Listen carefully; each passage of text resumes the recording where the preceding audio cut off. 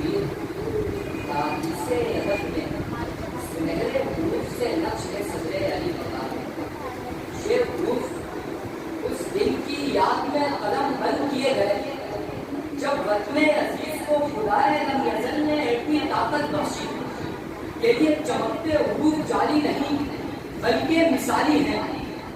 یہ دمکتے الفاظ ان ایٹمی دھماکوں کے جواب میں نصب کیے گئے جو بھارت کے تکبر سے بلند سر کا باعث ہے. یہ اسی یوم تکبیر کو اسلامی جمہوریہ پاکستان ایٹمی ریاستوں کی فہرست میں شامل ہوا. وہ یوم تکبیر ہی تھا جب پوری ملت نے سر وطن سے بلند کر کے اپنے آپ کو ایٹمی طاقت ثابت کیا. پاکستانی تاریخ کا وہ اہم ترین دن جب پاکستان ایٹمی قوت رکھنے والا دنیا کا 7واں ملک بن گیا.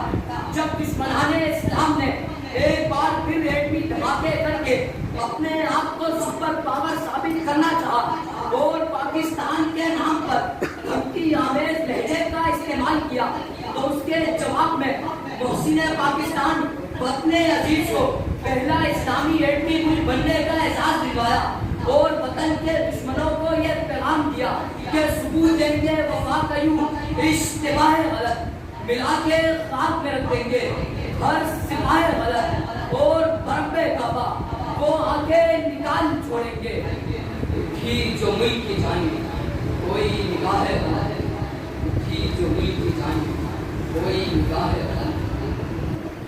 یوم تکبیر تاریخ کے دوران میں درج ہمارے اسم و استقلال کا ہم بولتا سورج صدر علی مقام. یہ وہی یوم تکبیر ہے جب مسلمانوں نے اپنے مستقبل کا فیصلہ کیا. یہ وہی یوم تکبیر ہے جو ابھی لندن کے خوابوں کی شکست کا سبب بنا. یہ وہی یوم تکبیر ہے جب بھارتی فوجیوں کے ناشتے کے خواب کو چکنا چور کر دیا کہ تختہ و تخت میں سے ایک چنا کرتے ہیں. ہم عجب شان سے دنیا میں جیا کرتے ہیں تو کیا چیز ہے بندوق کسے کہتے ہیں. ہم تو ٹینکوں کی صفیں چیر دیا کرتے ہیں. ہم کو ملتا ہے شہادت کا سبق وہاں سے. ماؤں کی گود میں جب دودھ پیا کرتے ہیں ماؤں کی گود میں جب